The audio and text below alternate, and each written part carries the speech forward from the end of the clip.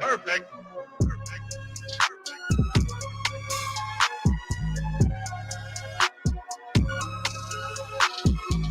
Yo!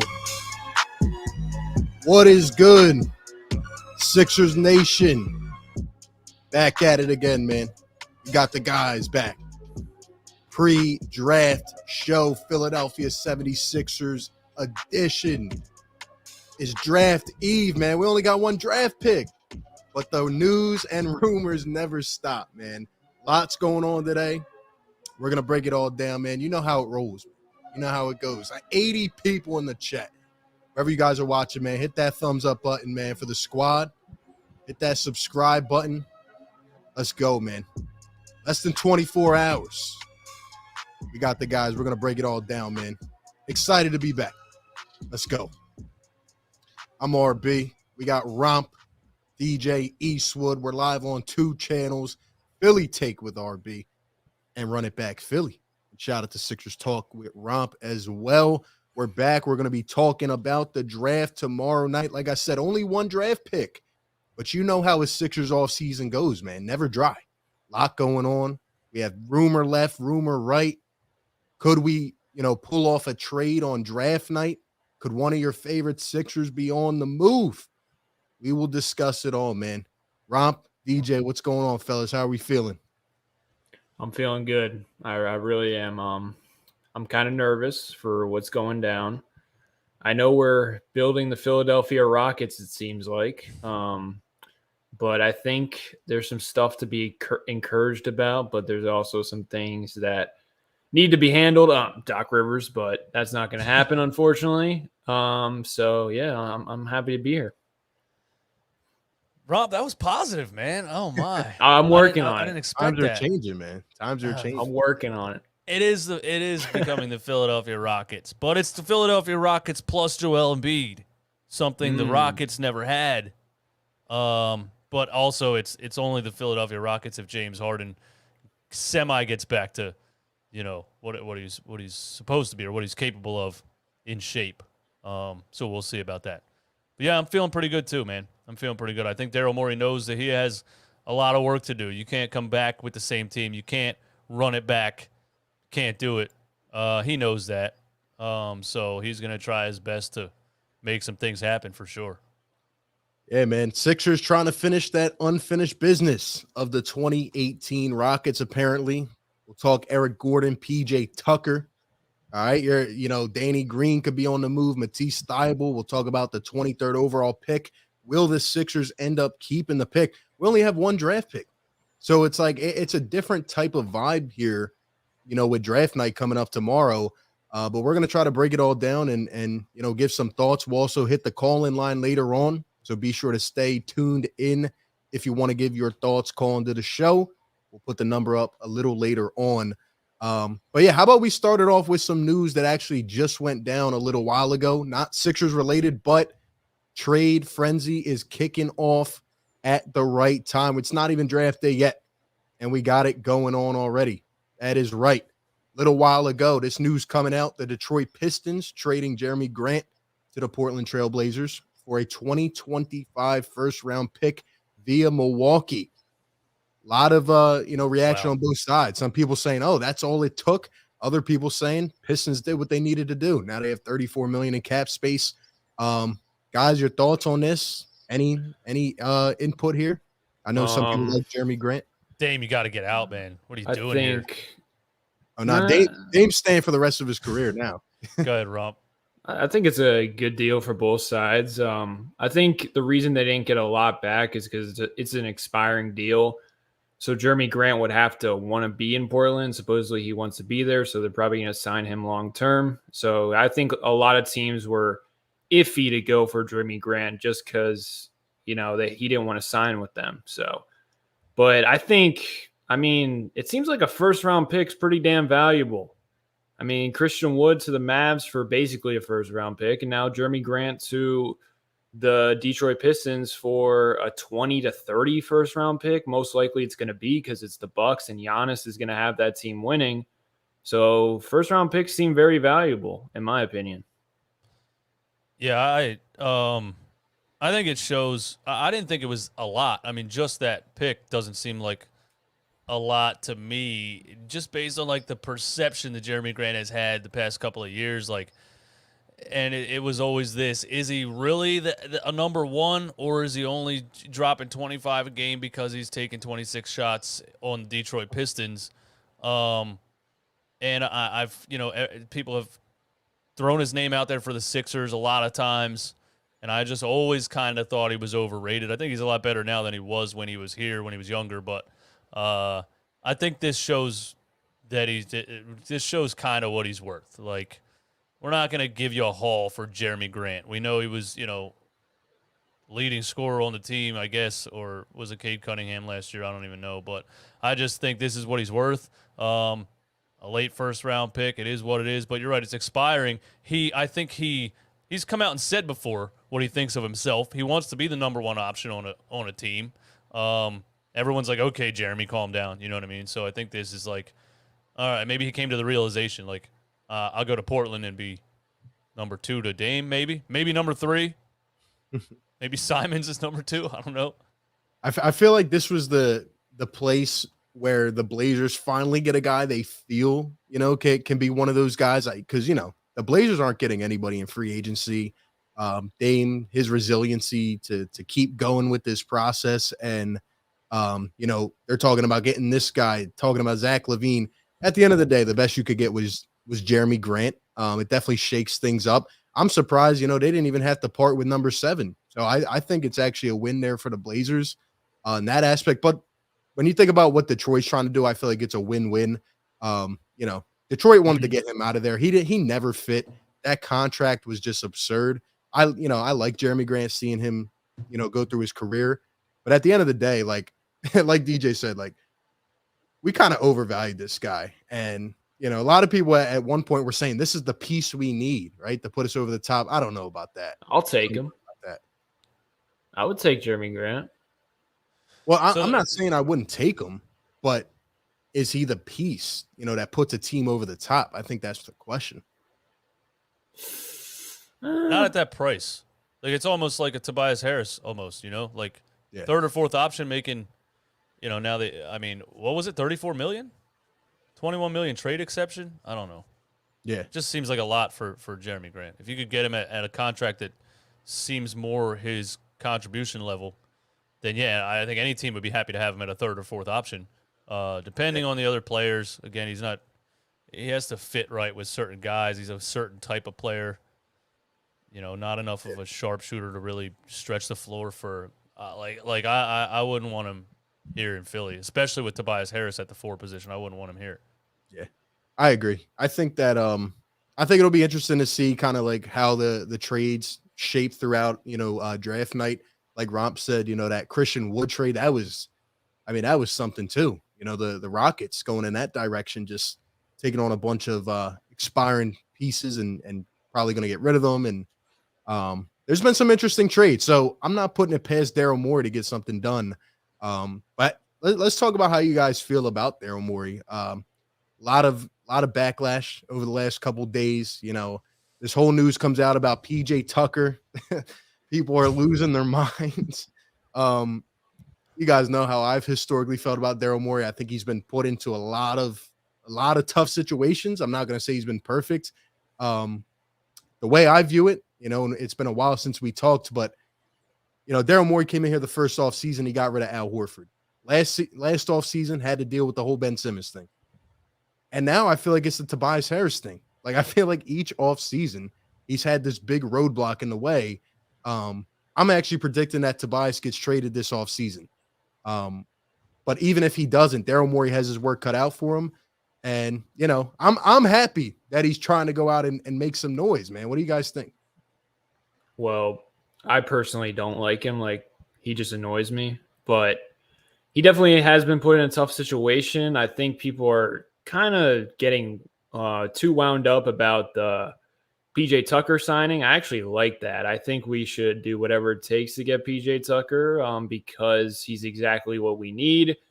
And I know it's an overpay, but like if you make the space, you're going to offer anyone 10 million. I thought it would only be like 1 year, 10 million, or 2 years, 20 million, but 3 years, that's going to get you PJ Tucker because no one else is going to be offering that. And Miami is a very, very attractive destination, especially when you consider that they're probably going to be landing another star because Pat Riley is a very good GM himself. So they're going to be doing some business. They're going to be back in the hunt. So PJ Tucker, he wouldn't mind going back to Miami. So you're going to have to make that offer very enticing. And I think he's exactly what we need. And I feel like all the people complaining about his contract, 15 games in the season, they would completely forget what he's making. Plus, Danny Green got paid $10 million a year last year or whatever it was. And that dude moved like he was 40 years old. So like, at the end of the day, it's an overpay for sure. And it's a poverty franchise move, but we are a poverty franchise. Let's just be real. So we're going to have to do it. I don't actually, unless if people didn't look at the age number, they wouldn't even know. They wouldn't even know PJ Tucker was 37. They would not even know. He made James Harden look 57 in that series. They wouldn't even know. And I think you have to base this off of his level of play right now and what he looks like right now and what you think he can give you for the next 3 years. Some guys can't play past 35. Some guys, I know guys that are in their mid-40s that run me off the court. Like, he just seems to be one of those guys that's not really slowing down, at least yet. I think there would probably be some kind of option in the third year. If he's 40 years old and he could still get on the court and he could still help your team, then he plays that third year. I don't even really when you bring up Danny Green, that makes me feel like it's not really an overpay because you paid Danny Green that money and all that dude could do was shoot corner threes and literally nothing else. Can't dribble, can't pass, can't defend anybody. Sometimes he was still semi decent defender, but he wasn't really 3-and-D anymore. And PJ Tucker, man. Philly's going to love this dude. If they get this done, this is a Philly guy. He's not from Philly, but this is a Philly guy. This is exactly the kind of guy that should be in this franchise. The fans are going to absolutely love him. You won't see him quit on a play. You won't see him not chase a loose ball out of bounds or run for a loose ball in the fourth quarter of a meaningless game on a Monday night in the regular season. He's just that kind of guy. He's that annoying guy at the park that just hustles way too much, and you're like, bro, seriously, we're playing a pickup game. Calm down here. That's PJ Tucker. So I just think he's the type of player that the fans are going to love. And, hey, the leading corner three-point shooter in the NBA, still 46.5% last year. Hustle, stretch the floor, and work people on offensive rebounds. And in Game 6 of the Miami Heat series, he had the same amount of offensive rebounds as Joel Embiid with 4. So that just shows you how much he hustles at his size. And everybody else had 1 or 0. So I'm all in on PJ Tucker. I love it. Give him the $10 million. I don't care. It's Josh Harris's money, not mine. Yeah, and here's a quote from Mark Stein, the article he put out. It says, if PJ Tucker is prepared to leave Miami, Philly is now regarded as by far the favorite to sign him away. Tucker poised to receive a 3-year, $30 million contract in free agency.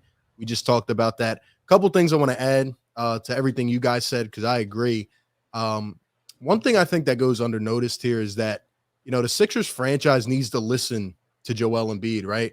We've obviously talked about Joel Embiid being more vocal, as a guy demanding what he wants. This was one of the first times Joel Embiid straight up came out and said, yo, we need PJ Tucker-like guys on this team. And as soon as one of those guys becomes available, like you just said, who impacted a playoff series on both sides, I mean, the way he took James Harden out of some of those games was incredible. I mean, I forgot he was 37 years old.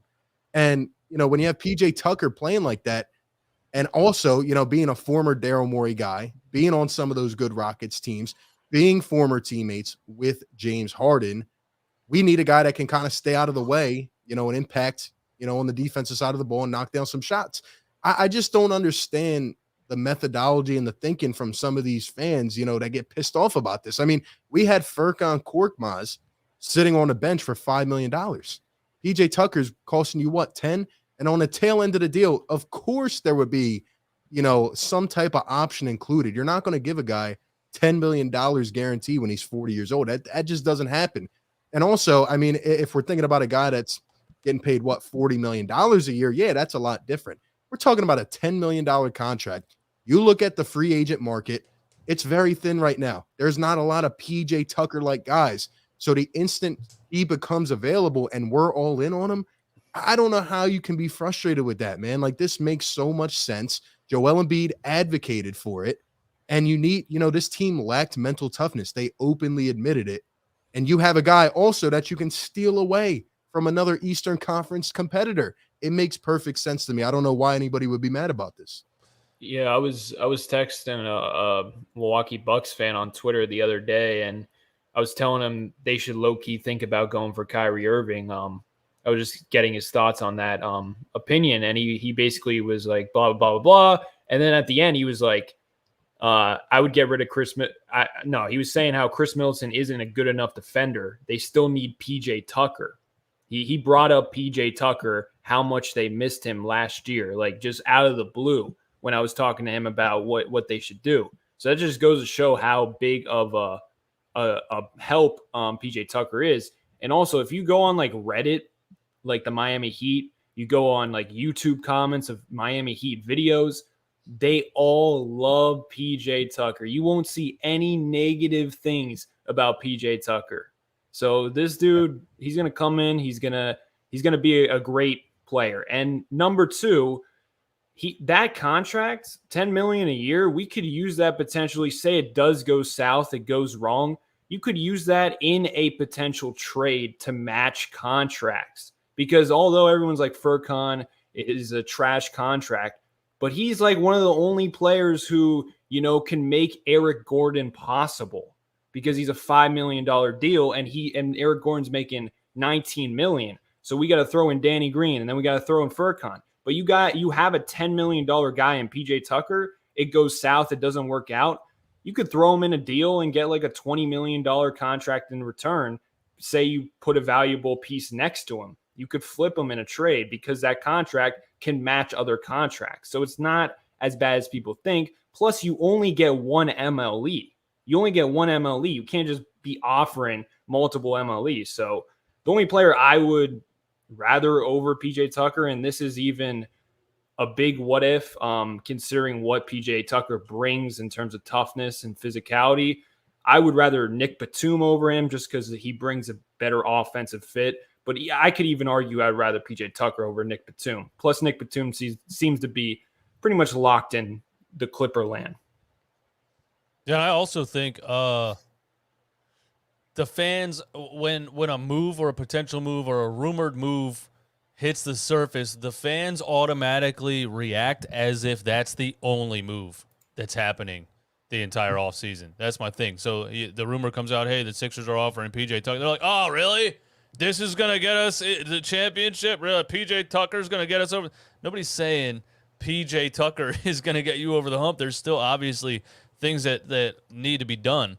I just think it would be one step in the right direction, and fans have to accept the fact that we are in win now mode. This team is in the most win now mode of any team ever. Like, this is it. This next 4 years is it.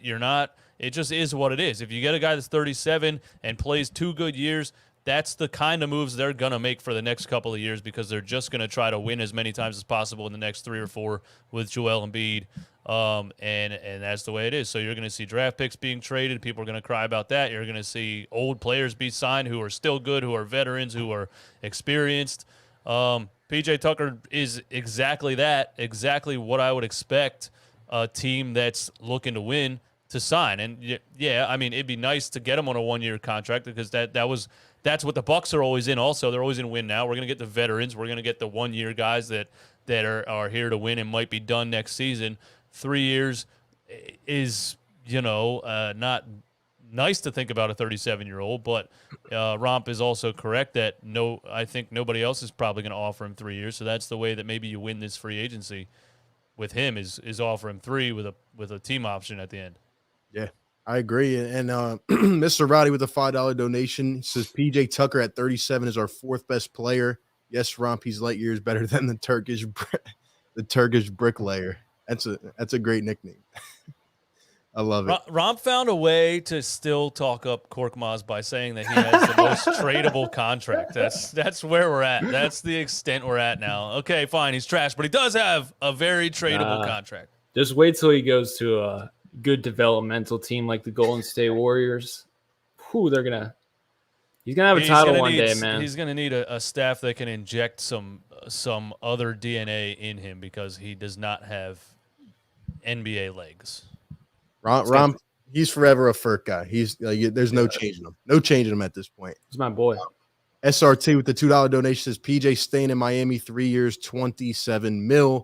I don't know about that. I don't know. And back to what DJ was saying, nobody is going to get PJ Tucker on a 1-year deal, right? He opted out of a 1-year player option for $7.4 million. Like it's clear as day. Like he either wants more years, maybe at least a 2-year deal, or more money. And that's a testament to how he played in the playoffs. And the last thing I want to add on top of that to what you guys said is, this is a guy with some championship pedigree, right? Like he didn't stay with that Rockets team. He went to Milwaukee.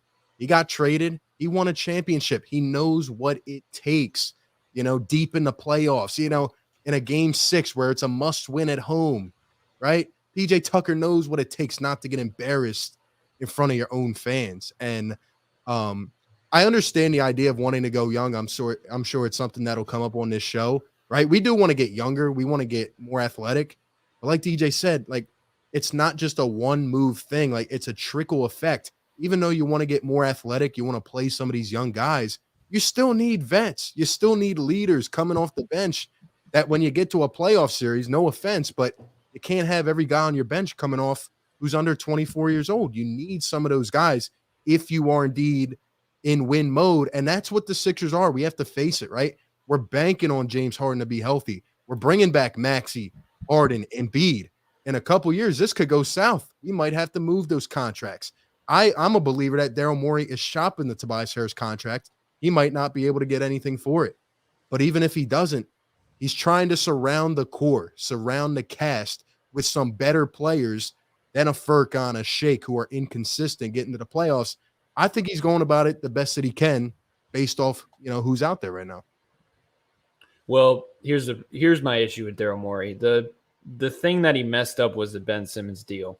And that's what he messed up because he could have got a borderline all-star player, and then picks. And that's what he messed up. So now he's in kind of a predicament where he has to be near perfect. Which player are you referencing when you say an all-star? CJ McCollum? CJ McCollum or okay. I was just wondering. Tyrese Halliburton, because he waited. CJ was gone, and then he waited, and then Halliburton was gone. And then that's when I got on board with the Harden thing because there was no other options. Everyone was gone because he kept waiting and waiting. See, in my opinion, I think that's where he messed up. Now if James Harden comes back and be's the James Harden he could be, then you could argue it was the right move. But I think he had a chance to really solidify the future of the Sixers and get like picks and get quality role players while keeping depth. And I think we would be in I don't know if I would say a better spot, but just like a more positive spot. Yeah, I don't think I can say yet because James Harden's such a question mark after only playing 2 months with the team and apparently either re-injuring hamstring and never saying anything or having a hamstring injury the whole time but was never listed on injury reports. I don't know.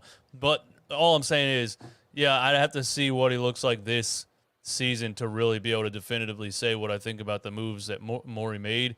If James Harden comes out and looks like he did in the playoffs this past season, he comes out this season and looks like that, then I'm totally out, and this was the worst signing you could have ever done. But I like Daryl Morey is not in the mindset of let me get things for the future. He's just not. He's going to go all in. I mean, it's what he's always done. Somebody pointed out today that he left the Rockets high and dry, spent all their assets, didn't work out, and bounced. Maybe he does that to us. I don't know. I mean, Elton Brand already did that. He's still here somehow. But I just think Daryl Morey is like, does Halliburton or these other trade packages get me into the NBA Finals?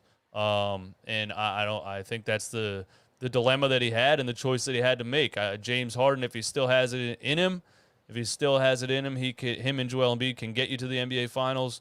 If Maxey takes another leap, there's a lot of ifs, but I just think he had to look at it like, his 21-year-old Halliburton get me to the NBA Finals in the next 2 years? I don't know.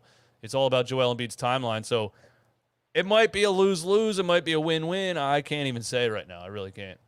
Yeah, and a report came out earlier today saying that it's likely that Harden will opt into the player option and then take an additional 2 years on an extension. I think like the specifics of the contract will tell a lot. I mean, if we're paying near max money for James Harden, we could be in trouble, especially if he doesn't look the same. And I will agree, Daryl Morey, he tries to go for those big names. He went for his guy. This might be an off take, but I still think we're better off because we got rid of 3 more years of a guy that will not play basketball and will not get better. And I think in that situation, we're better nonetheless. I'm confident in Tyrese Maxey and Joel Embiid, but we'll have to wait and see, kind of how that core builds out. I still think that Tobias contract is hindering us. I'm predicting he gets traded, but that's if there is a team willing to take him on, because I think that would also provide future flexibility and we could still get better. But maybe we, bring him back, right? We haven't had a core that kind of stayed together. And even if we, can't remember this far back because Harden looked awful. I mean, for about 5 games, he looked like, the next big thing with Joel Embiid. So maybe he can pull that out if he gets a full, off-season arrest under him. But I guess it just remains to be seen. We have to hope and pray, that he looks like his old self a little bit. We have to pray that he's getting rest also. Yeah. Not party until 5 a.m. Here's the thing though, like we're Kanye screwed. West and whoever else. I hate to break it to you, but we're screwed either way because we have Doc Rivers. Like the thing is, a system built around Harden's not going to get you a championship. Like it has to be like 50-50 Maxey Harden, in my opinion. Mm-hmm. And Maxey has to be like legitimately by the playoffs. If we want to reach the mountaintop, I think Maxey has to be like near number 1 option where defenses are like, oh, we got to play Maxey, Harden, and Embiid. But if it's just where we're, banking on Harden just running everything like he did last year, he's going to gas out in the playoffs. I mean, we saw with Chris Paul this year. He's in wonderful shape. He's a vegan or whatever it is. He takes care of his body. He's still gassed out in the playoffs. So no matter what, with Doc Rivers, we're not going to run a system where Maxey gets as much touches or just not as much team basketball. And that's very easy to game plan and take away in the playoffs. So pretty much we're screwed is what I'm saying. I think Doc Rivers is definitely on the hot seat. I wish he would have been fired also, but I think he's definitely on the hot seat. And I think he might be being pressured by other people in the organization, kind of like, hey, this is definitely your last shot here. And play some younger guys if you have to. I know you hate analytics. I know you hate numbers, but here's like, if the numbers are glaringly obvious, if you're getting out rebounded by 20 and you got a Paul Reed or you got a DeAndre Jordan, like play the obvious guy here that can get you some rebounds. It's not rocket science. I think they might be in like, meetings with him like, listen, Doc, we know you're legendary, but this is it here. So change it up a little bit or you're canned. And maybe like 10 games into the season, we get we're like 2-8 and there's a big argument and Doc Rivers like quits or something. That's probably the best way this could go as far as I'm concerned, because I don't want him here either. But the problem is his contract, and Josh Harris is not interested in basketball. He's interested in how to make biggest return on investment. Like that's all he cares about. He's like, I got this guy for 5 years. It is what it is. Everybody deal with it.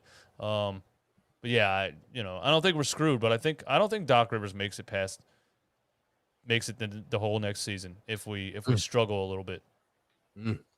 Shout out to everybody watching us, man. 430 people up in here watching combined on the channels, man. Hit that thumbs up button for the squad. Shout out to Hayden with the $10 donation. I'll read that in just a second. I just want to add 2 quick points on what these guys just said. I agree with their points. Number one, man, it's going to be interesting with Doc Rivers, and we never got a chance to talk about this, but I'm praying. I know you guys feel the same way as me. Like, do not let Sam Cassell leave this building, man. Like, if Utah comes in swinging, if somebody else comes in, you cannot let Sam Cassell leave, right? You look at Ime Udoka, you look at Monty Williams. We can't go through this again, man. We can't go through this again. I really hope it doesn't happen. And the other thing I wanted to say and get your guys' take on real quick is, I don't know, man. It's kind of interesting. It's kind of a positive feeling for me for once, but finally, like, everybody has some pressure on them, Maybe it's a weird thing to say, but, we're hearing Daryl Morey shopping Matisse Thybulle, which we'll get into. Danny Green, Shake Milton, Furkan Korkmaz. I feel like we're finally taking a little bit of action because the last couple off seasons, it's been like, all right, we'll upgrade the bench. We'll get somebody. But here we are, and it's like, well, you got to produce, right? Romp wasn't, but we were high on Matisse Thybulle, right? Like, oh no, I'm a fan of him now. I'm on the Thybulle train. No, you make no sense sometimes, man. No, I'm just kidding. But Matisse Thybulle was a guy like a couple years ago. Oh my gosh, he's one of the best young defenders. He's going to be great. I feel like people have hit their limits. They've hit their boiling points. Like, if Matisse Thybulle doesn't shoot the ball, you got to go. Like, maybe this pressure will be a little bit good for some of these guys. What do you guys think about that? Here's my thing with Thybulle. Now, I tweeted earlier today that I think I'm starting to want to keep him. And it's just because of like the rumors of what trades he has been involved with. Like, if we trade him for Eric Gordon and a first round pick for Eric Gordon, like, I would not do that. I would not include Thybulle in the Eric Gordon deal because our wing depth, what would our wing depth be? Like, Danny Green's going and then Matisse Thybulle, we would have no wings to guard Jaylen Browns of the world, Jason Tatum's. And I don't know. It just is so annoying. Like, I'm looking at the Warriors and I see a bunch of offensive liabilities like Draymond Green. Gary Payton was not being guarded that heavily again by the Celtics. He could hit a 3-point shot, but he wasn't really being guarded. Andrew Wiggins also at times was getting Thybulle treatment because of the gravity of Steph Curry and Klay Thompson. And I just see the Warriors being able to overcome that. So I feel like Joel Embiid, if he's that great and James Harden is that great and Maxi's that great, they should be able to hide a player like Thybulle on the court. And it also comes down to the coaching staff being able to hide that player too. So once again, I believe Thybulle being such a liability is another indictment on Doc Rivers. Because there's no reason. I see Thybulle. You can't teach him to stay in front and be a little less aggressive rather than reaching. You can't teach that. Like, there's been no progress in terms of that throughout his career. Like, I just don't understand. What is our development doing with these guys? Because if we got a Gary Payton, there's no way he would see the floor because first off, he's like 5'10". He's 5'10" out there, it looks like. He would not see the floor, and everyone would be like, this guy can't play. Yeah, and everyone's like, yo, let's go get Otto Porter Jr. That dude would be a George Niang on the Sixers. So, like, you could get whoever you want, but at the end of the day, there's a lot of versatility on this roster. Paul Reed, Jaden Springer. I'm a Jaden Springer believer. I think he could be like Jose Alvarado. There's a lot of things you could do, but Doc Rivers is so boring and not innovative where he doesn't get the best out of his players. Pisses me off. But I question a lot, like, how much power does Doc Rivers have? I guess this ties into what RB said because they're under pressure. Like, the first 2 seasons, Doc and Morey here, it was like, we walked into this Ben Simmons situation. We gave it time to see if we can make Joel Embiid and Ben work, and then we had to trade Ben, and then we had to first I had to get rid of Al Horford. Like, there was excuses there in the first couple of years. Like, I had to figure it out. I had to fix the mess that was here before me, so give me some time. And now it's getting to the point where, like, okay, it's time now. Like, this is it here. Like, this season, if you guys don't figure it out, something has to change. So I think they are both under pressure, and I think Doc Rivers is under pressure. I don't think the organization is as ownership maybe, but I don't think the actual organization is as blind as people make them out to be. There's a big staff behind Doc Rivers that all have opinions. They all have ideas in the meeting rooms. You know what I mean? So there's a lot of pressure and there's a lot of ideas coming. And I think this past season, there was probably a lot of ideas that got shunned by Doc Rivers. It was probably like, nah, we're doing it this way. No, we're doing it this way. No, we're doing it. Might get to the point where they start listening to Dave Yeager and Sam Cassell and Dan Burke and all these guys that are here with basketball knowledge. There's no way this entire staff sits back and Matisse Thybulle doesn't develop a single like left-handed dribble. Like I totally agree. I don't understand it, but I think Doc Rivers, it seems like, was in total control and nobody else had a say, and it might gradually get to a point where they start listening to other people. At least I hope. So I think they are under more pressure now, and I think that's a good thing. Yeah, it's going to be interesting to see how this plays out, man. Let's get to some of these super chats. Hayden with the $10 donation says, I agree with Romp. At the end of the day, Morey traded a player that was never going to play a game for Philadelphia ever again for a player who obviously has potential to be a beast. Gotta hope he comes back healthy, man. That's the most important thing. Like DJ says, he's got to rest too, man. I think he disagreed with Romp. Yeah, I think he disagreed. He agreed with RB, I think. Unless he said, like, but, you know what I'm saying? I don't know. I mean, it's going to be interesting, man. Like, there's a lot riding on this season. This is a pivotal point for this Sixers franchise, man. I think we can agree with that. CP Tampadelphia with the $10 donation. Appreciate it. Says Tobias' contract hinders us because Harden, Morey botched the Simmons trade. Rivers can't develop. Bassey, Joe Reed, Springer, Milton, Thybulle, and Korkmaz have regressed with him coaching. Have they regressed? I mean, I guess. Maybe they just don't get opportunity. I don't know, man. I thought Shake Milton, I remember predicting Shake Milton would be a 6th man of the year candidate. And where did he go?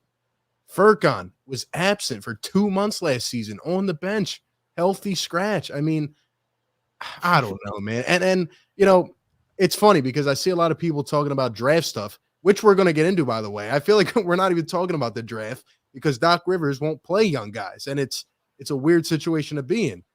But there's even people mocking some centers to the Sixers. I'm like, yo, we have Charles Bassey. Bassey can play, man. Like in a limited role. Even Paul Reed. We got to think for a second. Paul Reed didn't really play for 2 years. He was thrown into a playoff series. Said, yo, go play 10 minutes a night. Like, he's not polished by any means. And I know we get frustrated because we lose games. But it's like, can we get some opportunity? Like, Charles Bassey can play. I want to see him in the rotation. Like, you know, throw him on the Celtics. Do you think he plays a little bit? Maybe. How about Played in November against Jokic in Denver. Had 12 points and 5 blocks. Had a nice little Euro step, finger roll finish. Like, I was seeing all kinds of things from him. You never saw him again. I don't think anything good comes from Doc Rivers. Like, I mean, I don't want to sound like a broken record every time I talk about this team, talking about how just detrimental Doc Rivers is, but his history of coaching is not that impressive. It's actually more negative than positive. There's one ring. He's done. Somebody in the chat just said he's done the least with the most versus a coach that can do the most with the least. Doc is not going to get anything out of a second-round player. He's not going to – it sucks, but it's reality. A lot of, people don't want to hear us be negative, but Doc's not going to create something or be innovative and get more out of guys than – like, you have to just have the best players to win with Doc Rivers coaching. You have to have 4 all-stars that are better than the other team. Romp, I agree. I don't think Gary Payton Jr. would have been doing what he's doing. There's a lot of players that play on other teams, that get an opportunity, that coaching staffs look at and get creative with how they use them, and I don't see it from Doc Rivers. My hope is just that Daryl makes the right moves and Doc gets fired some way, somehow. I mean, look at the Boston Celtics, for example. Brad Stevens goes from coach to president. He brings some of these role players back. I mean, they have a couple, 2-3 year guys into the league. Peyton Pritchard's, right? Then the Grant Williams, Rob Williams. Like, look how these guys develop. Like Romp was talking about earlier. Not only do we have a talent acquisition problem, we have a talent development issue, man. Like within a couple years, like which of our draft picks outside of a few have really developed into quality players? Like and then we, if we overpay guys in free agency, we can't keep relying on getting lucky, right? You got to find some diamonds in the rough, but you got to get some quality players in here, and they need to develop. I guarantee you Matisse Thybulle and the Celtics would have been knocking down some shots by now. Probably. And if he goes somewhere else, will he be knocking down shots? I don't know. He looked pretty good playing for Australia. I remember that. He looked pretty good. If you watch the Warriors, they play everyone in the regular season. They play anyone. They were playing Damian Lee. They were playing Kuminga. They played Moses Moody. They played everyone. Steve Kerr does not care about winning in the regular season. Of course, he's going to win because they're the Warriors. But what seed were they? Like the third or second? I forget. But to my point, he played everyone. So when the finals came around or the Western Conference Finals came around, he knew who was ready. And they run a very in-depth defensive game plan where the young guys just don't understand it and they can't play. The Sixers, their defensive game plan is just, let's just guard man to man. Embiid will help us out and we're good. It's just a shame that we got guys like Paul Reed. We got freaking Joel Embiid, who's one of the better defensive players we've ever seen in this era. Especially come playoff time when he actually tries. And we had guys like Ben Simmons. We had guys like Matisse Thybulle. We have Jaden Springer, who was a hell of a defender if you watch his film. And we don't do anything creative defensively. And it's always a problem come playoff time. We should be one of the better defenses, all-time defense, at least one time with Joel Embiid. It's just a shame that we don't do anything creative on that end of the floor. Yeah, I think it's good. I think it's good that Joel Embiid's starting to get to a point in his career where he is more vocal. He should have been vocal years ago, but we need more of a LeBron James type of just pseudo narcissism from Joel Embiid now. It's time for you to go in the principal's office, look at him in the face, and say, "You guys can't get it done. Here's what you need to do, or I'm out of here." Demand it. Because you're their prized possession, and not just basketball-wise, marketing-wise. You're Josh Harris's prized possession. They will not let you leave for anything, and that's how LeBron James got every player he ever wanted. He got coaches fired. They're doing anything to keep that guy in this organization. They're doing anything to keep Joel Embiid. So start being more vocal, start pushing things, start saying things in press conferences. It starts making people say, you know what I mean? And he started doing that, and I like it, and I hope he keeps doing it because, I think he's going to get, look, P.J. Tucker. He said P.J. Tucker's name. Boom. You want P.J. Tucker, you got P.J. Tucker. I don't know if we got him yet, but I'm just saying. Maybe Joel will get in there and be like, hey, Doc doesn't have it, man. Get rid of him. I'm sick of this. Maybe they fire him because Joe says so. I hope so. I agree, man. I agree. Shout out to Hayden with the $5 donation. Says I'm an Isaiah Joe believer as well. Really wish he would get some minutes. I agree. All these guys we have here, just pieces floating around, that you can experiment with. Even if they don't work out, you got to try them. You drafted them for a reason, man. Mr. Roddy with the $5 donation says we have way too many goody two shoes. We have a podcaster, a blogger, bunch of secondary actors. Anybody have tats? No a-holes on the team. Well, that's where a guy like PJ Tucker would come right in. I'm telling you, man. And he's played with James Harden, right? He would back him up. He knows some of his tendencies.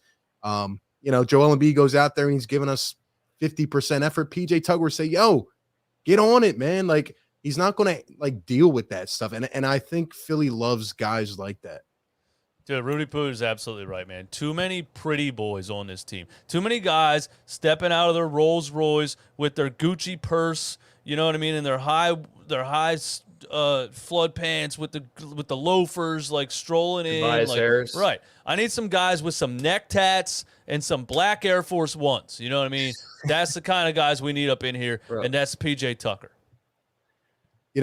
I just want to say, a lot of people, they say obviously Steve Kerr's had a lot of talent, to work with, and he doesn't have to do much.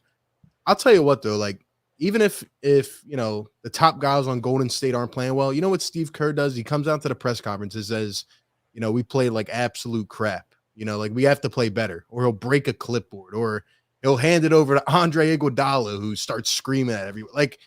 we need that. We need that like intuition to do something, to wake these guys up. And I think a PJ Tucker would kind of, assist that, especially on the floor. And guess what, RB? He didn't play Gary Payton the first 2 games, and it was probably because of injury. But in the press conference, when he did play him and he had a very good game, he was like, I should have been playing him sooner. That was my bad, my mistake. Would Doc Rivers ever do that? No. Heck no.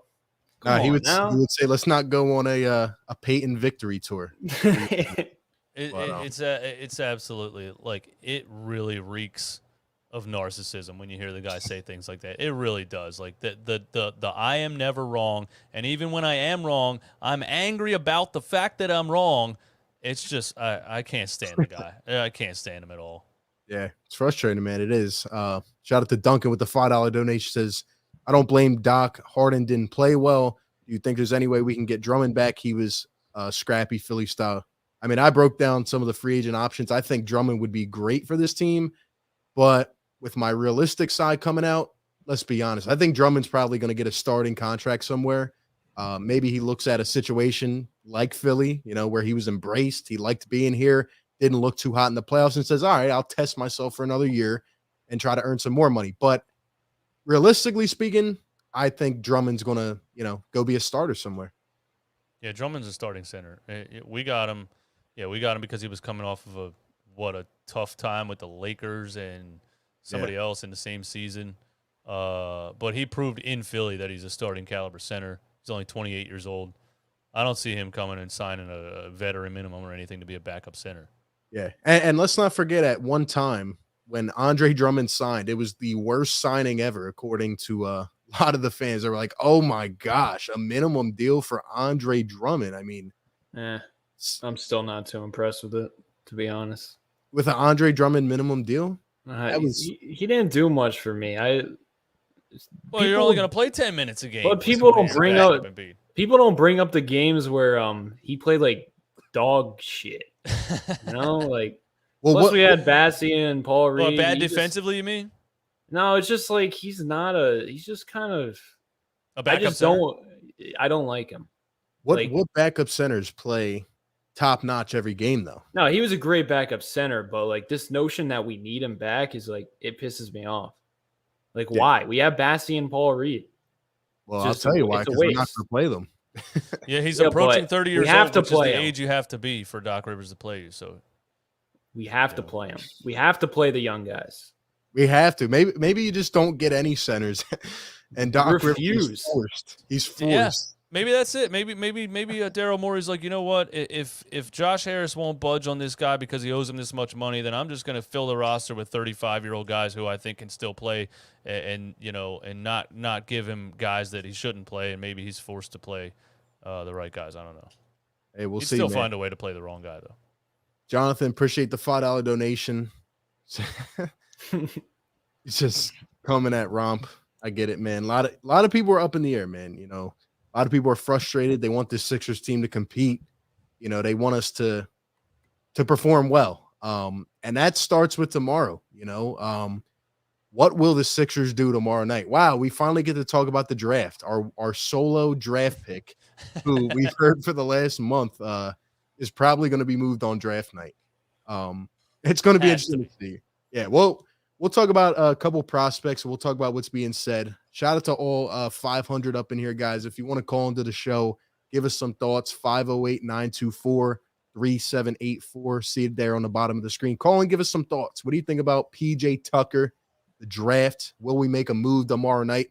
Eric Gordon. I actually like Eric Gordon. I think he would be solid for this team, but I do get, paying him $20 million a year isn't ideal. But people want every move to be a superstar. Like it's just you have to. I think people forgot about Eric Gordon. I think he can still actually like knock down some shots, and he's can at least put it on the floor. I think he's better than anything we have off the bench. But I do get people that don't want to pay him $20 million for the next 2 years. Is it better than Georges Niang for Furkan Korkmaz? I think Eric Gordon would be the best player on this bench. My opinion. Boom. I wouldn't give up Thybulle in that deal, though.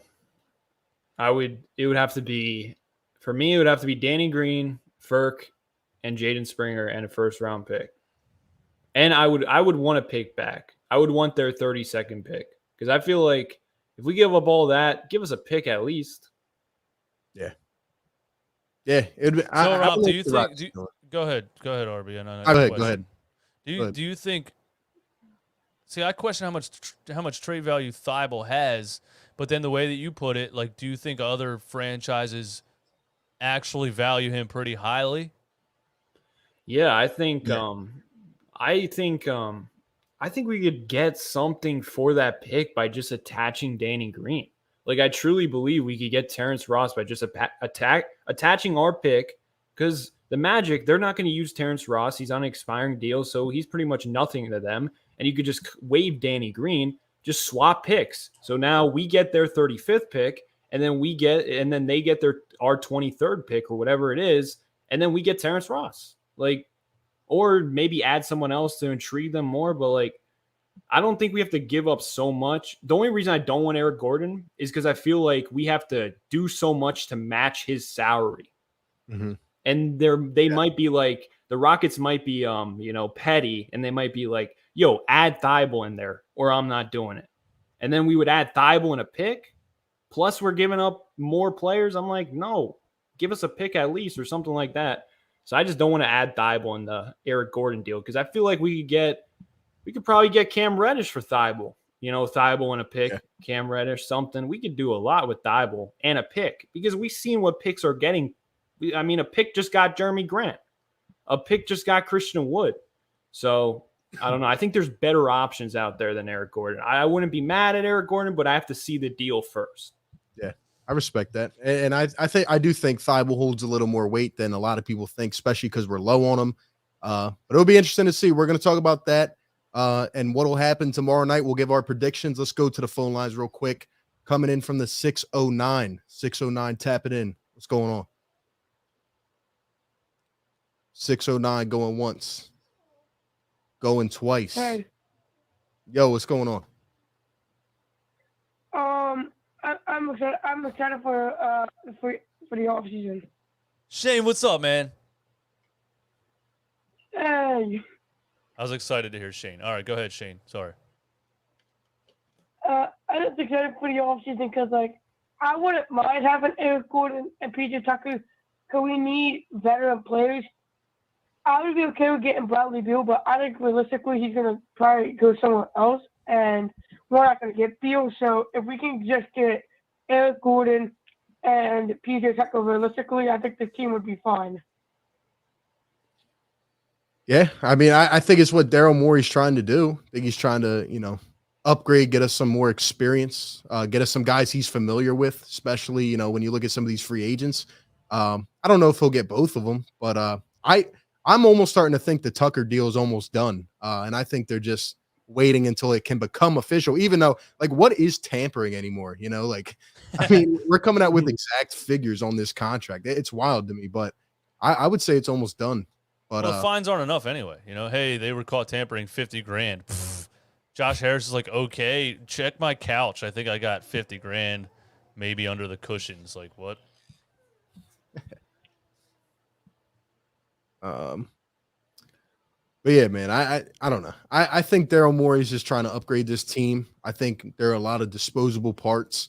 And I think he's going to try to do what he can. I think it's pretty what we have. I think it's pretty simple. I don't actually think we need that much. I think Tobias Harris needs to go. I think Matisse Thybulle doesn't fit, but I don't think we need a big-time splash. What we need is to hope and pray that Joel Embiid doesn't break his face in the first round and doesn't tear his thumb off. And, like, that's literally it. Like, I think people think this team was a lot worse than it was because Joel Embiid was injured. We're done if he's injured. It is what it is. It's like the Patriots, Tom Brady tears his ACL. Are they going into the offseason like, oh, my God, we need to land a superstar? No, you need Tom Brady to be healthy. That's what you need. That's how I see it. I think we need a pick, though. I really believe we need to get a pick to get a young wing who can I think there's a bunch of young wings that could produce right away. I know Doc wouldn't play him, but I don't care. I'm not putting that into what I'm saying. I know he's not going to play him, but he kind of has to play him because what is our wing depth? We're not going to have Danny Green. So if you draft a wing and he's athletic and a smart player who played 4 years in college and can play defense, if he can play defense, I think Doc may play him because he has played Thybulle, and Thybulle, he sucks at offense. But I think the reason he didn't play Maxey is because Maxey was kind of a wild card on defense. And same with Paul Reed. He's just a weird player. So I think if you get a 4-year college player who's a little more mature than the usual draft pick at the wing position, I think Doc might play him. And I think we need to do that, or we have to find an undrafted player. We have to, because the wing depth is just not there, and we don't have the cap space to do it. Who do you think would come out of college that Doc Rivers would actually play? I think undrafted-wise, Wendell Moore, I think he would play. And that's about it. I think Christian Braun, he might play. What about the big lefty, EJ Liddell? Oh, yeah, he would play him too. I mean, you would kind of have to. He's NBA ready. But undrafted, I think he would also play Tyrese Martin from UConn. He's going to be undrafted, in my opinion, for some odd reason. He's 6'8". He has like a 6'10" wingspan. Very smart player. The only weakness in his game is his offensive creation. And the reason why he's going undrafted is because he's 23 years old already. So I think that's the reason why he's going undrafted. Plus, he doesn't really have a high ceiling. He's just going to be a role player, but that's what we need. So I think we could find an undrafted player, see how they do in the summer league. And because, I mean, you're putting them next to James Harden and Joel Embiid. They don't have to be that good to be effective. You know what I'm saying? Yeah. I mean, if Doc won't play late second rounds, he's not playing an undrafted guy. Yeah, but we have to find that guy, DJ, because we don't have Doc cap Rivers, space. I think maybe Doc Rivers is so anti-intuitive when it comes to basketball that he just looks at, oh, this guy was a first-round pick, I'm gonna play him, and he's like, this guy was a late second-round pick, he sucks. And you're like, yeah, but he's averaging 40 points and 27 rebounds in the G League and G League MVP. He's dominating. Last time you were forced to play him, he blocked freaking this guy 5 times. And look at this highlight. Late second-round pick, he sucks. So maybe he just doesn't. Maybe if we draft someone at 23, you can like, Doc, look, first-round pick, play this guy. So I don't know. Maybe that's it. Also, like, remember we were all complaining, athleticism, speed. Eric Gordon and PJ Tucker, no offense to them, they're not athletic and speedy. So we still did not address our biggest need with and those are going to be, if we do those moves, like those are going to be the moves. Those are going to be the main moves. Unless you trade Tobias Harris, which please do. Yeah. Because I could rant about him, but I don't want to offend the Tobias stance. But yeah. So in terms of the draft tomorrow night, I would say there's a good chance we trade this pick. Here's actually a quote from Woj yesterday on ESPN. He was kind of joking around, but he said, if you're a GM in the NBA and Daryl Morey hasn't called and offered you the 23rd and Thybulle for someone on your roster, you probably have your phone shut off. I don't know if there's a disconnect with Thybulle in the franchise or if they're just sick of it. Personally, I put out on Twitter earlier, I think this could be a smokescreen. I think we could be aggressively trying to move Danny Green, get that contract out of here, so you don't have to deal with it. But I think this pick gets moved. Now, if we are to stay in our spot, there's a couple guys I like, Jalen Williams. We seem to be zoning in here on Jaden Hardy. If you guys have kept up with him, he didn't put up good shooting percentages, but similar to Maxey, he shot the free throw well. He was 30 for 34. Showed the potential, right? He was going up against better G League competition. Maybe he could be, a future backcourt with Tyrese Maxey. They said they had everybody present at his workout. I don't know. I feel like it's a smokescreen though. As bad as I want to keep the pick, as bad as I would love to have a guy who could finally come in and contribute right away, I just feel that we're going to move the pick. Maybe we move back, right? That's the move. People are talking about, this year. Let's not forget we don't have a lot of draft capital going forward, right? We don't even have a first round pick next year because the Nets are taking it. So, we're in a sticky situation here, especially if some of these guys don't work out. But what is your guys', I'd say, prediction as to what happens with the pick? And do you think Thybulle gets attached to it? Do you think Danny Green gets attached to it? Could somehow he pull off a Tobias Harris trade, right? There's been rumors, they've been talking about Malcolm Brogdon now being available. What is your guys' gauge level here on what happens? Because personally, I think it'll get traded, but I'm actually leaning more towards Danny Green being the one on the go. What do you guys think? Yeah, I would agree. I think I don't think seeing how Morey operates, I don't see him attaching Thybulle unless it's like a really good value back to that pick. I think Danny Green and Furkan are more of the move for Daryl Morey, and I think that's a good move. I think we trade back and get a player. That's what I want. I want to trade for someone, but also get a player so we end up with two players. But I don't think Thybulle's going tomorrow. And it's kind of funny how like this is being said, but at the trade deadline, Thybulle was untouchable. So that's pretty funny. That's what I don't understand. And people are out here saying that we're going to essentially salary dump a guy like Thybulle, right? Like it doesn't make sense. This guy was untouchable 5 months ago. Okay. We're not trading him for nothing. You have to get something in return. Maybe you get a nice little wing, but I just don't view that as being right now. His trade value's at the lowest it's been. He was essentially gone. He couldn't play in a playoff series on the road. I mean, it's more likely that Danny Green goes with the pick, but I'm with Romp. Like if there's a quality player here, it's unfortunate because we get this feeling that we're not going to play him, but you have to get something in return or a win now type of player. Maybe a clear space for PJ Tucker. I don't know, but I view it more as Danny Green. I think Daryl Morey is 100% trading this pick. I don't even think Daryl Morey's looking at a draft board. I don't think he's watched any college tape on any of these players.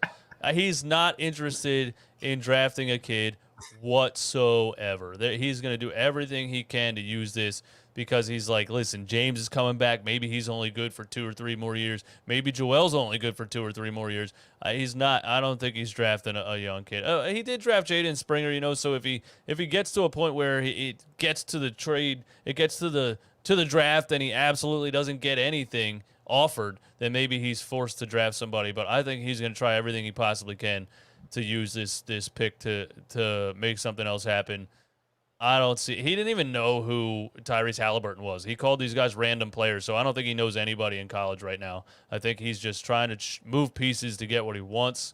I think Thybulle's going to be that just because Thybulle has the trade value that he has. Other teams value him the way that they value him. They think that he can turn their defense into something amazing. And, the player that we just talked about that shot 27% from 3 in college, people are saying no because of that. Tyrese Maxey shot 29% at Kentucky. People were yelling no. It's hard to tell. The draft is always a crapshoot. You can draft somebody at number 1 and 10 years later, they're like, oh, my God, Tracy McGrady was right there at number 7. Like, yeah, I mean, Steph Curry wasn't the number 1 overall pick. Like, the draft is a guessing game. It always will be. You got to be lucky. The Philadelphia sports franchises in general are not lucky. But I definitely think he's going to trade this pick, and I think Matisse Thybulle is going to get traded just because other teams value him as high as they do. And they might be overvaluing him based on what we've seen from him. So maybe players develop because they just develop. They put in the offseason work and they develop. Maybe some players don't develop because they just don't. I don't know if we can blame it all on a coaching staff. I have no idea. I just think what I see from Tyrese Maxey, I don't give the Sixers staff credit for that.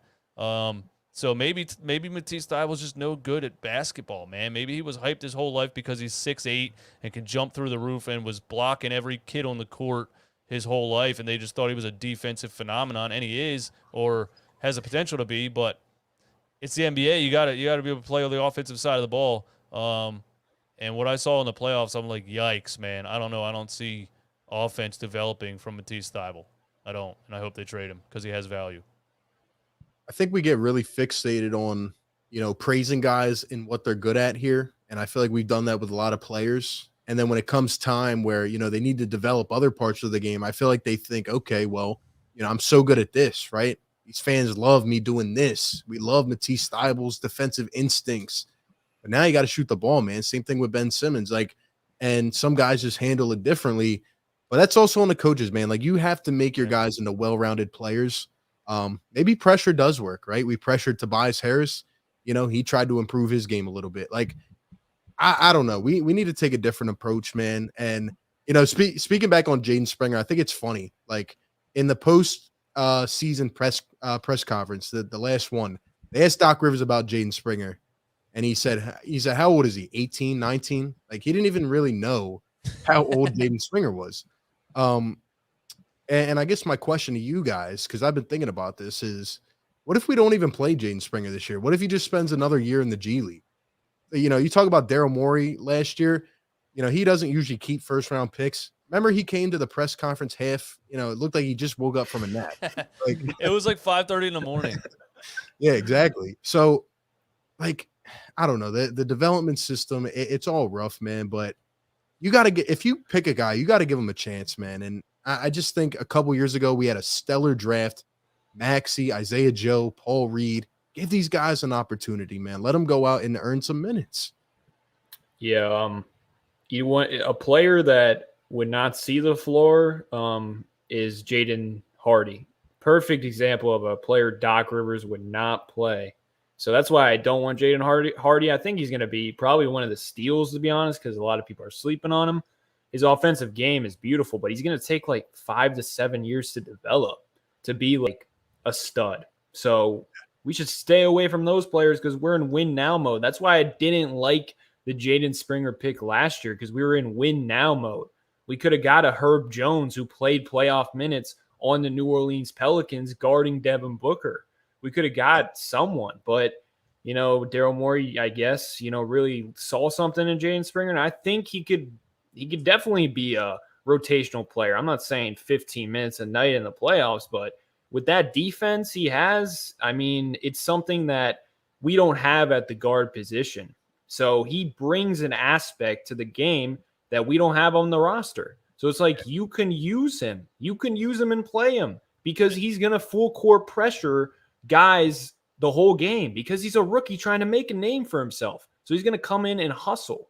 Just play him in the regular season. You don't have to play him in the playoffs, but just give him a chance, see what you got. And then maybe, we come across like, I don't know, we're playing like Chris Paul, and then you could put Jaden Springer on Chris Paul, just full court press him and tire him out. Yeah, absolutely. I also think he can create his own shot a little bit on the offensive side, and he has he's developed a decent 3-point shot just from some of the stuff that I saw from him in the G League this year and some of the minutes that he got, in those games where we were already blown out. Jaden Springer might be Matisse Thybulle with offense, So, I mean, yeah, like the way that our bench looked, there was no reason for him to not. There was no reason for a lot of these guys not to be rotational pieces. I mean, but again, we're going to continue to circle back to Doc Rivers. It just is what it is. And this is it for me with Doc Rivers. I was gonna go on an entire fire Doc Rivers campaign this offseason, but I was talked into let's give him. This is it. He's on the hot seat. This is the year. If it goes like this next season, I'm gonna lead a fire Doc Rivers parade around Philly, and I mean it's gonna be obnoxious. Seriously, I'm gonna make him want to leave Philly. He won't even have to get fired. Yeah, I wouldn't doubt it. Shout out to everybody in the chat, man. 500 in here. Once again, hit that like button wherever you're watching. Be sure to subscribe wherever you're watching as well, man. We're consistently covering this team. We'll be breaking everything down that you need to know. Call into the show, man. Come on, we need some thoughts.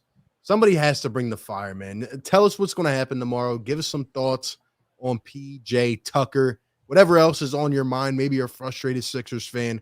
Call into the show, man. We got a dual stream running here. We got people watching from everywhere. So give us some thoughts, man. The number's down below on the screen. We got CP with a $2 donation. He says, any interest in Kyle Anderson? I would pass on him. I would pass. Slow-mo. Yeah, Have you seen him shoot the ball? Oh my God, that guy has the worst jump shot I've ever seen. It's like 1A and 1B, Joakim Noah and Kyle Anderson.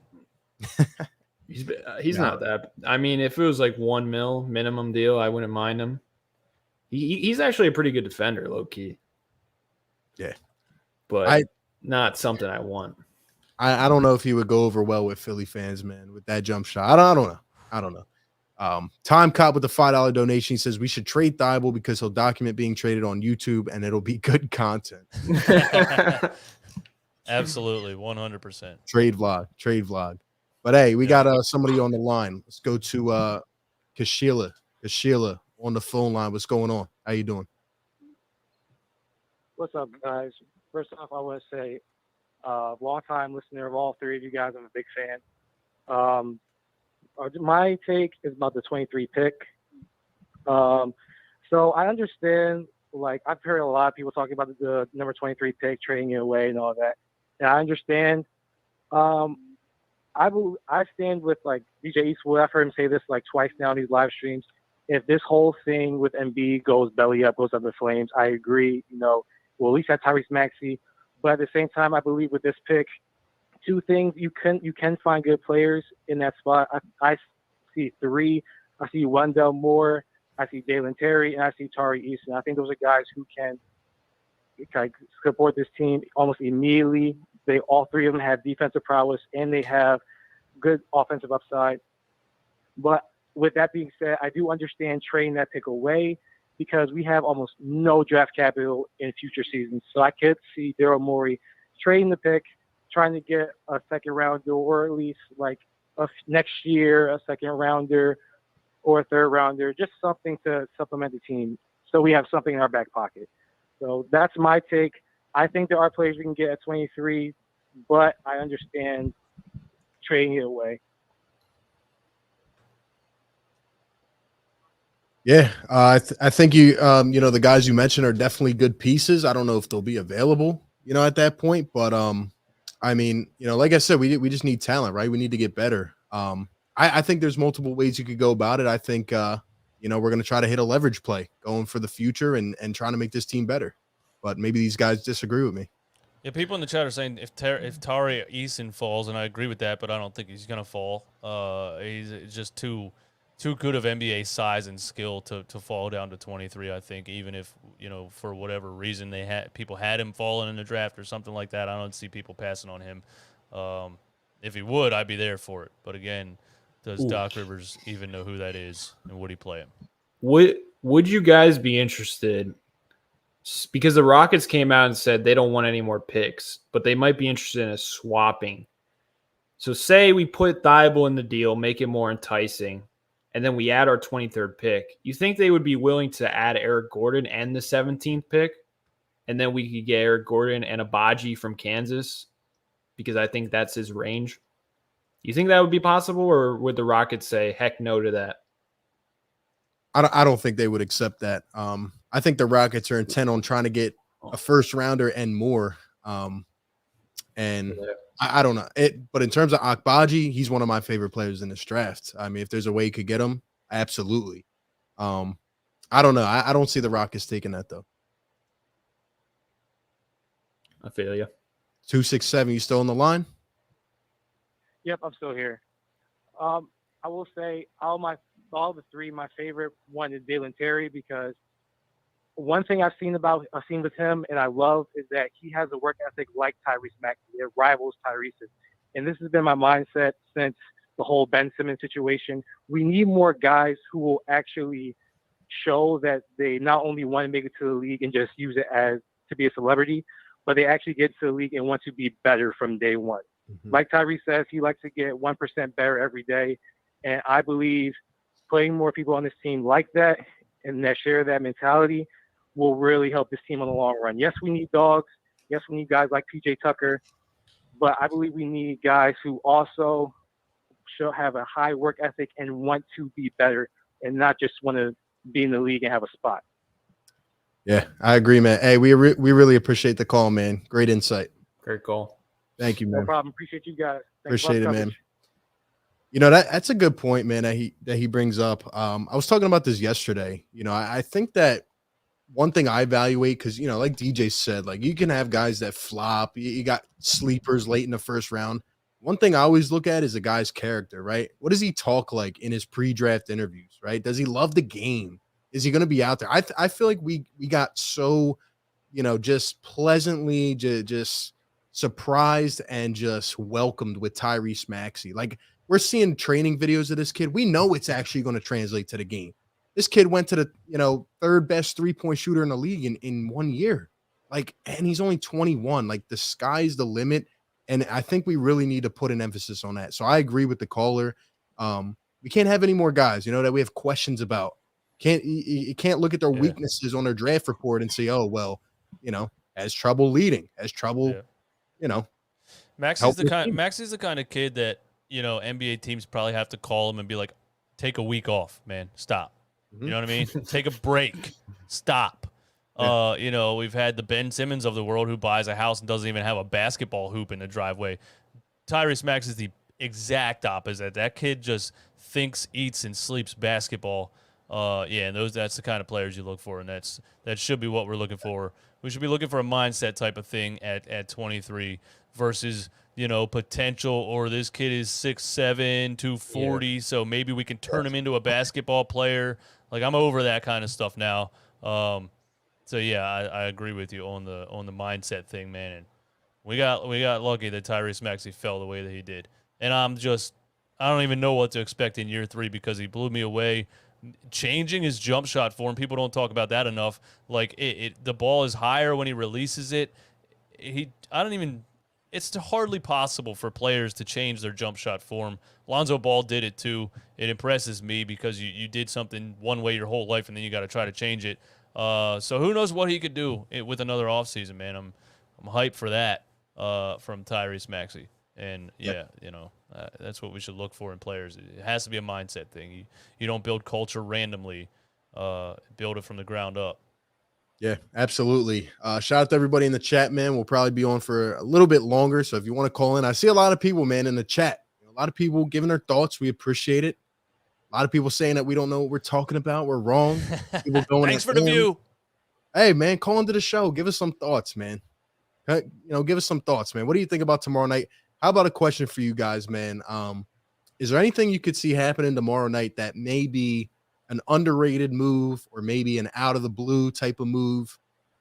Or do you think we just trade Danny Green or Matisse Thybulle? What do you guys think? Is there a possibility of a Tobias trade or just something to throw us off? What do you guys think? Can I throw out a Tobias trade that I've been thinking about? Let's hear it. So I think the Kings are a team. You could sit them down and you could be like, yo, Harrison Barnes is on a 1-year deal. You don't really need him. You know what I'm saying? Well, I don't think this would even involve Tobias Harris. I forgot. But so Harrison Barnes is on a 1-year deal. Justin Holiday is also there. And watching him last year with the Kings, you could tell they really didn't have a role. He didn't have a role. He seemed kind of out there. And then Terrence Davis, another bucket getter, on a 1-year deal. So they're all expiring, and they all don't seem to be a part of the future plan for the Kings. So I sit them down, and I'm being like, they're not a part of your future. So how about you take on Danny Green, who you could just waive, whatever, and we'll give you Matisse Thybulle, we'll give you Furkan, and then we'll give you a 23rd pick as well. So you can not only have the 4th pick, but you could also have the 23rd pick. And then you get Matisse Thybulle, who could be a very good defensive player next to De'Aaron Fox. Do you think that would entice them enough? And then if you got that done, it takes pressure off of you to trade Tobias Harris because you got a replacement for Tobias Harris. You got Harrison Barnes. So you could basically just trade Tobias for, anything at that point. Does that make sense? What is the Kings' plan, though? They want to compete. They traded a 21-year-old future. They traded a 21-year-old prospect point guard for Sabonis. And I have a feeling the Kings are going to trade pick number 4 tomorrow night. They have Jaden Ivey sitting right in their hands. One of the most enticing prospects in this draft. We kind of know what the big 3 or the top 3 are probably going to be. Would the Kings really pass up that opportunity to draft Jaden Ivey? I could see it being a Kings thing. And I just don't know what their plan is, like you said. But I think anything would entice the Kings at this point. I wouldn't be mad at it. A thing that I could see happening that is unexpected is a 3-team trade involving Tobias Harris, Matisse Thybulle, and the number 23 pick. Bringing back, I didn't think about it enough to know teams yet. I'm going to go Chicago. they've been, some of their beat reporters have been talking high on Matisse Thybulle and what they need defensively. Well, please, where do I sign? So, Kobe White maybe from Chicago or some other players. I don't know. I didn't think about it enough. But a 3-team trade could smack us in the face right when what's his name walks out with the announcement. The hell's his name? Adam Silver. Yeah, that guy. I think my bold take would be a Tobias trade involving the Pacers, involving Malcolm Brogdon in some sorts. A lot of noise around the Pacers this week. Maybe they're trying to get a different fit in there. They're probably going to send off Miles Turner eventually. So I don't know, man. It'd be interesting. Denver's high on Matisse Thybulle too. Denver also is in this we need a football player to anchor our defense. So might be able to sell him high to Denver too. I like Barton, man. I like him. 1-year deal. 1-year deal, man. Barton, 29 years old, I think. He's always injured. He's weird. Hey, he'd be a little more productive in games. I want weird players. I wouldn't give up Thybulle and a pick for him. Now Bogdanovich, like you were saying, your other stream, Eastwood, I would love Bogdanovich because he's a wing. Will Barton's kind of small, too skinny for my liking. Just a weird player. The Hawks are on a fire sale too, man. Yeah, Bogdanovich. You're right. When I look at Thybulle in the 23 pick, it sounds like a lot. And then you look at guys that are like career bench players. You're like, yeah, we want to anchor, we want to improve our bench, but do we want to give up that much for one guy like that? So Bogdanovich, I think I would be totally comfortable giving up Thybulle in 23 for. 29 years old, 39% 3-point shooter on 7.5 attempts per game. Oh my goodness. Interesting, man. Interesting. We'll take a few more final calls and we'll hop out of here. Let's go to my guy, the OG, Rick Bennett. Rick, what's going on? Rick going once. What's going on? I had to take my phone off of speaker. What's up, Rick? How you doing, man? Doing pretty good. How's everybody doing? I'm a fantastic fan of Romp and Run It Back. Thank you. Thanks, man. Now, I do have a couple things on the agenda, if that's okay. Yep. Number one, I think it's going to be RB's birthday soon, so everybody shout out RB for his birthday. I forget when it is. I know it's soon. It's on Monday. Happy birthday. Happy birthday, RB. Thank you. Thank you. Number two, as Romp would say a lot, Doc is trash. Quoting the great. Nobody's disagreeing with that. Great Romp. Yeah. Nobody's disagreeing with that. And the reason why I say that is everything hinges around how Doc coaches. We can have let me stop for a second. Do we just have one pick in the whole draft? That's it? Yep. Just pick 23. Holy bleep. So we could trade that and have no draft at all. We'll just turn this. If we're streaming the draft, we just shut it off. All right, we're done. Yeah, one trade and we're good. I did not realize that until now. We just have one pick, and now I understand why you're having this podcast right now. Now, going back to Doc is, I wanted him gone at the end of the season. I want him gone, out. OWUT, out. And my thing is, maybe I'm being a negative fan, but I think we could be in the bottom seeds, like 8, 9, 10 years of Doc this year. Ooh. That'd be a good way to get him out of here. That'd be a great way to get him out of here. And if he continues to have his news conferences where he says, I'm wrong, I'm right, and everybody else is wrong, then the media should go after him. Oh, they will. They will go after him. That's the thing about it. I said just this last season, I don't think he wants to be in Philly because he doesn't seem like he likes to be here. He hates the media. Every fan in the city hates the guy. And another year of him doing the same thing and getting the same result, it's the pressure's just, this is the wrong city, man. Like, they're going to start to show up to games with Fire Doc Rivers signs hanging from the banners. Like, it's going to get bad, you know. So if they won't fire him, maybe we can run him out of town. And I think, and if I'm wrong, the Sixers may be at least 10 games above 500 this season. That's it. Mm. And if I'm wrong, I may have to sing a shared song during the stream. So I'm going to be bold about that. Hey, Rick, I hope you are wrong, Rick, because if you're anywhere near right, man, I mean, then we don't have a first-round pick next year. Brooklyn benefits from it. And then where do we go? I mean, we got a couple seconds next year, but then it's going to be like a fire sale, man, a couple years. So I hope not. Hey, at least we'll be back to having lottery parties and things like that. Could you imagine going through a 20-win team covering this team? Oh, man. Before I go, my hot take is James Harden and Joel Embiid will coach. They'll say, Doc, sit the F down. We will do what. I like it, man. I thought he was going to say they will coach the All-Star team or something. I love it, man. I love it. Will coach a celebrity softball game. Could you imagine? Man. Hey, got to have the trust your players. Rick, shout out to you. Let's go rapid fire. We have Faust on the line. What's going on, man? Yo, what's going on? Romp, DJ Eastwood.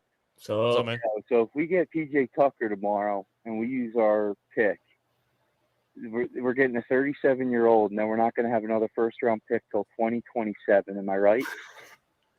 No, he's an unrestricted free agent if you opted out. We'd have to ride with a $150 million Harden contract for 3 years. We'd have to deal with Embiid for 3 years, who, if we don't make it to the finals, he might want out at that point. Then what do we do? He can't want out. I mean, he's got, 3-4 years left on a contract. But I get what you're saying. You know, the frustration mounting for sure. Yeah, the frustration mounts. We're dealing with PJ Tucker and Harden, who played together already. They didn't do much. PJ Tucker recently with Miami, they didn't do much. It was all Jimmy Butler, you know? So it's like, what are we really doing? I think we have to go out, like Rom said, and get a young guy, because if we don't get young core now, what are we going to have for the future? We're only going to have Maxey, and if we have Bassie or any of the other young guys like Isaiah Joe, unless we trade them. I don't know, man. I would like to go out and get a young guy. I don't know about PJ Tucker, but we do need somebody grindy, but I want to go out and get a young guy like Karis LeVert, or Wiggins would have been perfect, man, but he's locked up now, so. Yeah, that's it, man. Hey, man. All right, good take. Appreciate it.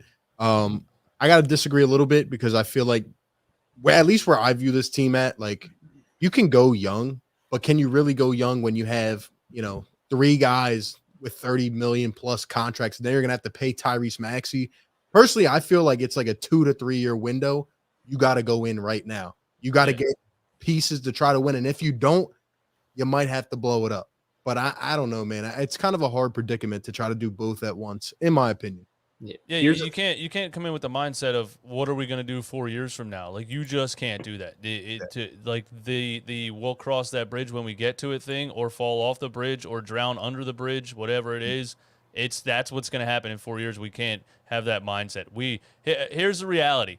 This is going over a cliff no matter what in 4 or 5 years. So try to win now and fall off the cliff, or draft some younger guys and try to have some longevity and still kind of be halfway falling off. I mean, I don't know. Like, do you want to win something, or do you want to be the 2011 Sixers that are going to be just good enough to make the playoffs, never good enough to get back to the top of never bad enough to get back to the top of the draft? Yeah. Like, it has to be one extreme or the next. And if it fails and in 4 years we're back in lottery mode, I'm fine with that, as long as we're bad enough to get to the top of the draft. That's my thing. I don't want to ever be mediocre ever again. I don't. Here's the thing about picks. We shouldn't even be worried about picks. That's the thing, because I want to keep this year's pick or at least have one pick this year. But the thing is, if this fails, we got to go all out. So give up all the assets. And then once this fails, we can just give up Joel Embiid and get a boatload of picks in return in like 4 years if this fails. So ultimately, we have a way out to get more picks. Joel Embiid. So we shouldn't be worried about picks because at the end of the day, if this fails, we have Joel Embiid. So we should pretty much give up every pick to try to get as much help as possible because eventually, probably 2 years down the road, 3, if we keep failing, I mean, I think both sides are going to come to an agreement and be like, yeah, Joel, I think it's best for you to go, and I think it would be best for you. So, yeah. How do you guys feel? How do you guys feel about part owners selling their stakes in the team? Because this is what billionaires do. They watch the market, right? And when things are in the green and trending up, they're all in. When things start to plateau and potentially in 5 years be on the downside, they're like sell. So people started selling already. You know what I mean? Michael Rubin, Scott O'Neal got out last year. The Josh Harris sold a 5% stake to some other rich person. I don't know the details of that. I'm just saying, like, what do you guys think of that? Do you think, like, the owners are all starting to say, like, maybe this is going to start to go downward in 3 or 4 years. Maybe I should get out now. I think with Rubin, it was more of like a conflict of interest, especially since his Fanatics company is just so, just incredibly good and just continuing to rise. I mean, you make a good point though, right? Like, these guys are about business, right? They want to increase their wealth. Hey, who knows? I don't know, man. I would still buy in on the Sixers right now, at least for a couple years. Give it one more chance. You have a generational great in Joel Embiid. You try to make it happen. If not, well, you might lose some of your value. But I don't think we're done by any means. I think we got a couple chances at this. I'm ready to see something happen, man. Hey, I agree. CP with the $2 donation says Tobias and Thybulle for Collins and Bogdanovich. Could not see the Hawks doing that. In my opinion. That's the thing with every Tobias trade. It's not going to work out unless you want to give him to like the Cavs maybe or I don't know. You got to trade a bad contract for a bad contract, in my opinion, to get off of him. I agree. I think Morey's shopping him. I think he's, one by one trying to get these guys going. And I think he understands what we need to do, but it's still, a little while away. But I would love to be able to hear the phone calls. I would love to be able to hear the phone calls, like just how probably blunt Daryl Morey is on the phone. You know what I mean? He's probably like, probably like, listen, man, I understand he's overpaid. I understand he's a 17-point per game player, but listen, we'll attach the first round pick or something.